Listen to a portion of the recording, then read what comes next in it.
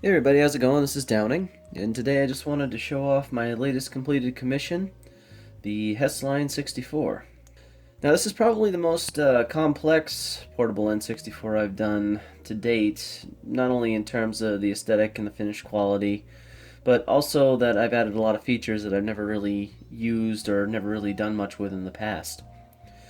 Now, what you see right here is probably the source of most of that complexity, and that is a Breakout Box that not only allows the user to both charge and play at the same time, but also, as you can see with the 3 ports, allow for 4-player gameplay with multiplayer games like GoldenEye and so forth. As I said before, this is probably the most complex unit I've ever made, and also probably one of the highest quality. Everything on the inside is done with custom circuitry. All the back plates and everything, or the backing boards for the buttons, are all custom PCBs that RDC did up for me. A high quality 5-inch screen, so there's no screen stretching or anything like that. Fully 3D printed case, again using the modular method where I've got a bracket in the front face, and then a back bracket in the back face, and then the cart cover, as well as the custom 3D printed dual Z's RNL.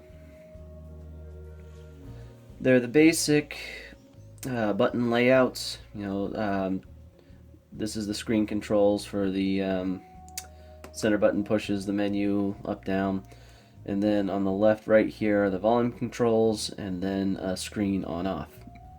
You've got your standard D-pad, PlayStation 3 joystick, which I've used on most of these projects. A big change that I've done from the previous versions of this are 2 different sized charging jacks. One for the battery, which is the small one, which is for charging only, and then the 7.4 or 12 volt input for that. So everything that is needed to connect this to the breakout box and the breakout box to this is all done through this 19-pin HDMI. So one connector effectively houses all the controller connections and all the power connections. So that was a really big improvement over some of the other similar projects that I've done like this in the past, because before I would always have to use 2 jacks of some sort to segregate.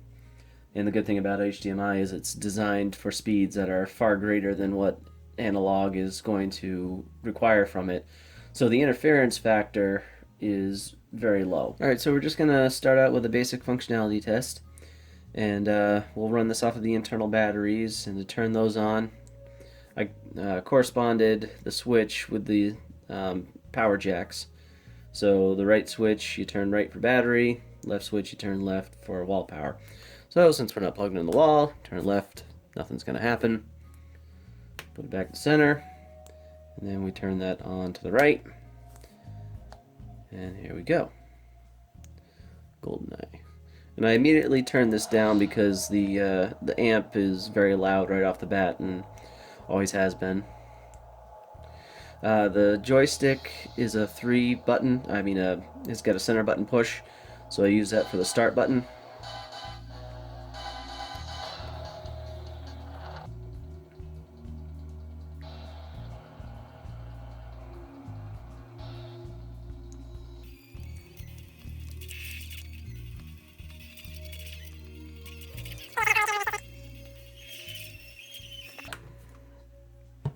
So that's just the very basic unit working. All the buttons work just fine. D-pad, Z, R, and L.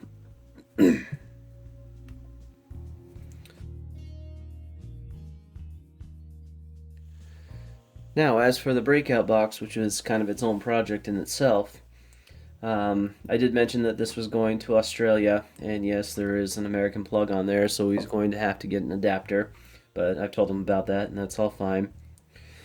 This has a 12 volt wall power AC transformer built in, as well as the 8.4 volt battery charger for the batteries that are installed in the system. These tap off of one AC line, so I only needed one plug, which was good. And the box itself is made out of I believe a JB54 casing from Polycase. The only difference though is that the front panels are actually 3D printed, because again, my upgrade with a CNC machine has pretty much made it completely useless. I'll get to it eventually. But on the front, we've got the extra 3 player ports, 2, 3, and 4. The controller, or the handset, is always going to be player 1, and then the HDMI input and output, for that matter, for both the power and all the controller ports. And I also included an AV output, so if you wanted to plug it into the TV, it would just basically mirror everything that is going from the N64 through the box and then out to the TV. Alright, and this is just to demonstrate the Breakout Box working when connected directly to the handset via the HDMI. So before, when I showed you turning the system on, it didn't work when I pushed to the left because that was wall power. Again, like I said, I've got 2 options for power here.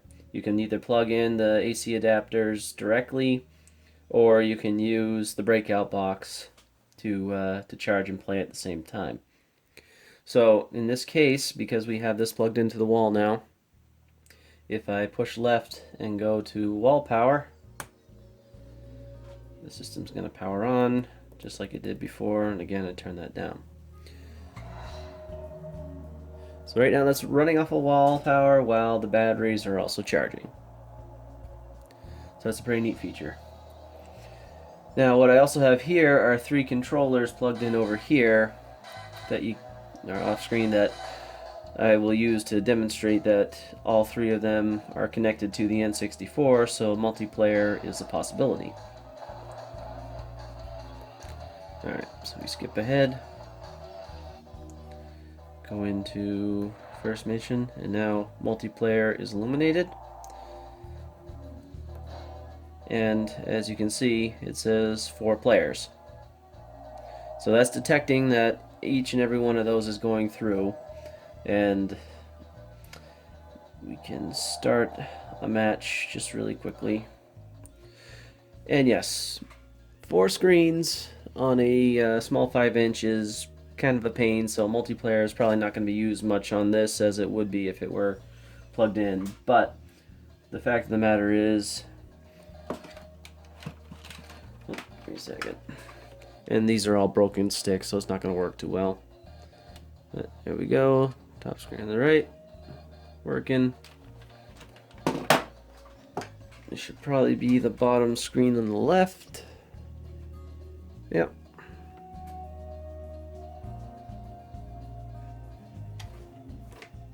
Oops. And then bottom screen on the right. This one's done with a good stick, so this one is actually working the way it's supposed to. And then, of course, top left.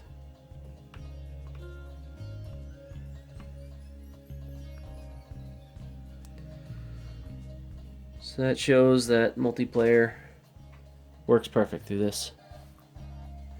The last thing I wanted to demonstrate was the AV out of the Breakout Box from the N64 itself, going to a second screen, I should say. Now again, this screen, as I found out, is pretty much NTSC only, so you're going to see some discoloration and some scrolling when it turns on, but the whole fact that it is actually outputting the way it's supposed to is displayed. So again, we'll turn on the wall power.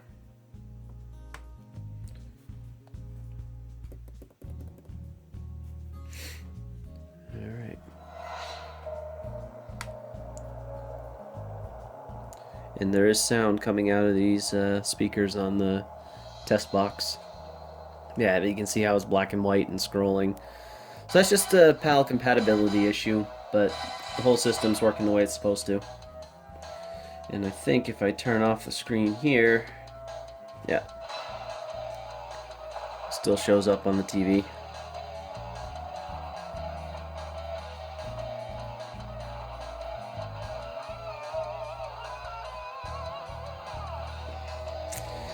But yeah. So anyway, I know this was kind of a long video, and I thank you guys for sticking through it. But there was a lot of stuff to cover here, and I'm actually very proud with how this one came out. So if you got any questions, let me know, and thank you guys for watching.